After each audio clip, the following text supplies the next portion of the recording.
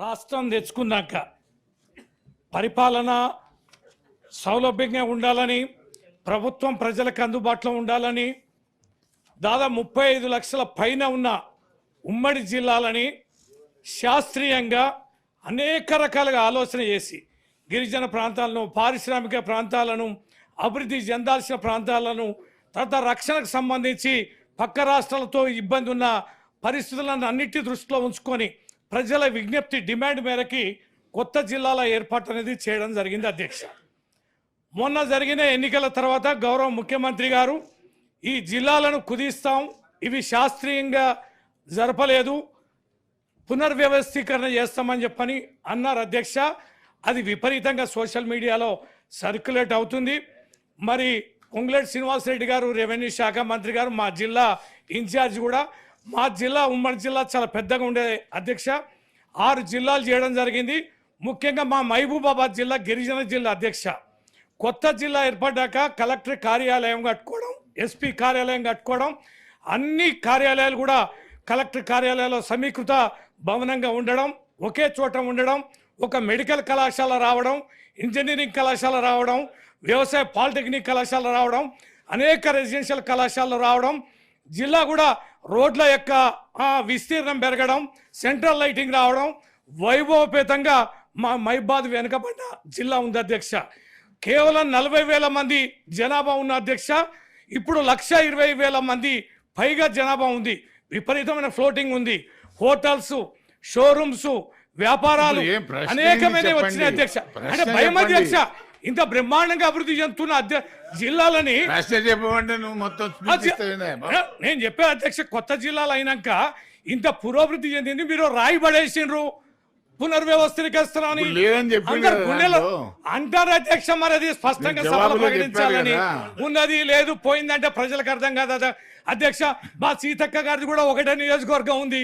Tribals ఆ రోజున విపరీతంగా డిమాండ్ ధర్నాలు చేస్తే మరి ములుగు జిల్లా చేయడం జరిగింది. మరి మా సీతక్క గారు ఒప్పుకుంటారా లేదా? స్పష్టంగా కరెక్ట్ వేయండి. కొత్త అబ్బా ఇక మీరు మార్చరాదండి, జనాలు సరిపోకుండా బాగా బతికించేలాగా. అయితే మొత్తం యావత్ దేశంలో 8 నుంచి 10 లక్షల మేరకే ఎక్కువ రాష్ట్రాల్లో జిల్లాలు ఉన్నాయి అధ్యక్ష. చాలా పద్ధతిగా ఉంది, బ్రహ్మాండంగా జరుగుతుంది. ప్రజల ఆకాంక్ష మేరకి చేసిన జిల్లాలని దయచేసి వీటిని మార్చొద్దని, ఈ జిల్లాలను కొనసాగిస్తామనే భరోసా గౌరవ మంత్రి గారు మీ ద్వారా సభలో ప్రకటించాల్సిందిగా విజ్ఞప్తి చేస్తున్నా అధ్యక్ష. గౌరవ సభ్యురాలు కవిత గారు. కొత్త జిల్లాలను కుదించడం లేదు, కొత్త జిల్లాలు ఏర్పాటు చేయడం లేదని ప్రభుత్వం అయితే ఇప్పటికీ మరి సమాధానం ఇచ్చింది. అయితే కొత్త మండలాలు ఏర్పాటు చేసే అవకాశం ఏమన్నా ఉందా అన్నది ఒక ప్రశ్న అధ్యక్ష.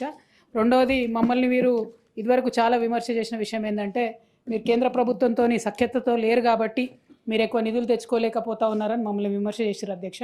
మరి గడిచిన సంవత్సర కాలంలో గౌరవ ముఖ్యమంత్రి గారు దాదాపు నెలకు 2-3 సార్లు ఢిల్లీకి పోయి కేంద్రంలో పెద్దలందరినీ, మంత్రులందరినీ కూడా కలిసి వచ్చినారు. మరి ప్రతి జిల్లాకు రావాల్సినటువంటి నవోదయ పాఠశాలలు తెచ్చుకున్నారా?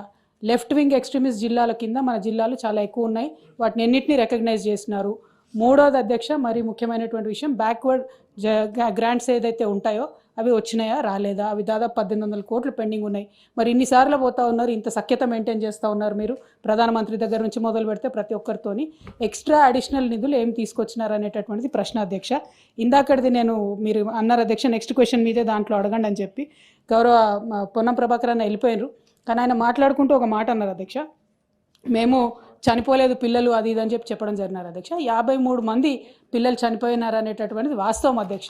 ఆ కుటుంబాలు, పేరెంట్స్ అందరూ బాధపడుతున్నటువంటి సందర్భం. ఆ చనిపోయినటువంటి వారందరికీ కూడా ఎక్స్గ్రేషియా ఇవ్వమని చెప్పి మేము డిమాండ్ చేయడం జరిగింది అధ్యక్ష. ఇస్తారా ఇవ్వరా అన్నటువంటిది ఒకటి. ఇంకొకటి, ఏది మాట్లాడినా ఇప్పటి వరకు సంవత్సరం అయిపోయిన తర్వాత కూడా మరి కేసీఆర్ గారు ఏమన్నా ఇంట్లోకి వెళ్ళి ఇచ్చిరా అంటే, మరి ఇవాళ మీ ముఖ్యమంత్రి రేవంత్ రెడ్డి గారు ఏమన్నా ఇంట్లోకి వెళ్ళి ఇస్తున్నారా? మీరు ఎందుకు మాకు పెండింగ్ బిల్స్ ఇస్తలేరు? ఎందుకు విదేశీ విద్యార్థి నిధులు ఇస్తలేరు? ఎందుకు ఇంతవరకు కూడా బీసీ రియంబర్స్మెంట్ కానీ, ఎస్సీ ఎస్టీ రియంబర్స్మెంట్ కానీ ఇస్తలేరు అనేటటువంటి అంశాలను కూడా వారు చెప్పవలసింది కోరుతా ఉన్నా అధ్యక్ష. Thank you. Honourable minister. గౌరవ సభ్యులు రవీంద్రరావు గారు అడిగినట్లు చాలా స్పష్టంగా నేను అన్న దాంట్లో చెప్పాను. ఏదైతే క్వశ్చన్ అవర్ వారి జవాబు తర్వాత క్లోజ్. గౌరవ సభ్యులు, ఈ ప్రభుత్వం ఉన్న పాత జిల్లాలను ఏ జిల్లాని కూడా రద్దు చేయాలనే ఆలోచన ఏమీ లేదు. వెరీ క్లియర్గా చెప్తున్నా. ఇక అభివృద్ధి సంక్షేమం ఆ జిల్లాలో ఏ స్థాయి నుంచి ఏ స్థాయికి ఇంక్రీజ్ అయింది, ఒకవేళ మా జిల్లా తీసేస్తే పక్కన సీతక్క జిల్లా తీస్తారా లేదా అని గౌరవ సభ్యులకి ఇటువంటి ప్రశ్నలే వారి మనసుకు రానియొద్దు. ప్రభుత్వము ఏ జిల్లాని కూడా తీసే ఉద్దేశం లేదు. సోదరిమ కవిత గారు అడిగినట్లు గౌరవ ముఖ్యమంత్రి గారు ఎన్నిసార్లు కేంద్రం పోయారు, ఎన్ని నిధులు తీసుకొచ్చారు, సరది ఈ క్వశ్చన్కి అనుబంధం కాకపోయినా ఈ దేశంలోని రాష్ట్రమే ఈ తెలంగాణ రాష్ట్రం. గౌరవ ముఖ్యమంత్రి గారు పోతే కేంద్ర ప్రభుత్వం ఏదైతే ఉందో, మీరు 10 సంవత్సరాలు పరిపాలించినాడు ఆనాటి ముఖ్యమంత్రి గారు ఆనాటి మంత్రులు కేంద్రానికి వెళ్ళినప్పుడు ఎన్ని నిధులు తీసుకొచ్చారో స్పష్టంగా మీకు తెలుసు, మాకు తెలుసు. కేంద్రంలో అధికారంలో ఒక పార్టీ ఉండి రాష్ట్రాల్లో ఒక పార్టీ ఉన్నప్పుడు ఆ ఫైట్ ఎలా ఉంటుందో కూడా ప్రత్యక్షంగా పార్లమెంటు సాక్షిగా మనం చూసాం. ఇవాళ అసెంబ్లీలో అనేక సందర్భాల్లో మనం చేస్తున్న ప్రపోజల్స్ చూస్తున్నాం. మాటకు ముందు, మాటకు మధ్య, మాటకు చివర గౌరవ ముఖ్యమంత్రి గారు ఇన్నిసార్లు కేంద్రం పోయారు, ఏమి నిధులు తెచ్చారు, ఏమి నిధులు డెఫినెట్గా పోయినప్పుడల్లా నిధులు ఏదో వ్యాగిళ్ళతో వస్తాయన్నది కాదు. రాష్ట్ర ప్రభుత్వ పక్షాన మన పోరాటము, మన ప్రపోజల్స్ ప్రాపర్గా ఉన్నాయా లేవా, ఆ ప్రాపర్గా ఉన్న వాటిలలో ఎన్ని వచ్చాయి, ఎన్ని వల్ల మనం మిస్ అవుతున్నాము, వాటిని సాధించుకునే దాంట్లో అధికార పార్టీగా మేము, ప్రతిపక్షంగా మీ కోఆపరేషన్ కూడా ఉండాలని ఈ వేదిక ద్వారా గౌరవ సభ్యురాల్ని సోదరిమని అడుగుతూ, ఒకటైతే నిజం, ఇది పేదోళ్ల ప్రభుత్వం, ఇందిరమ్మ ప్రభుత్వం. పేదోళ్ల కోసం ఎంతటి వరకైనా ఈ ప్రభుత్వం చిత్తశుద్ధితో పనిచేస్తుంది.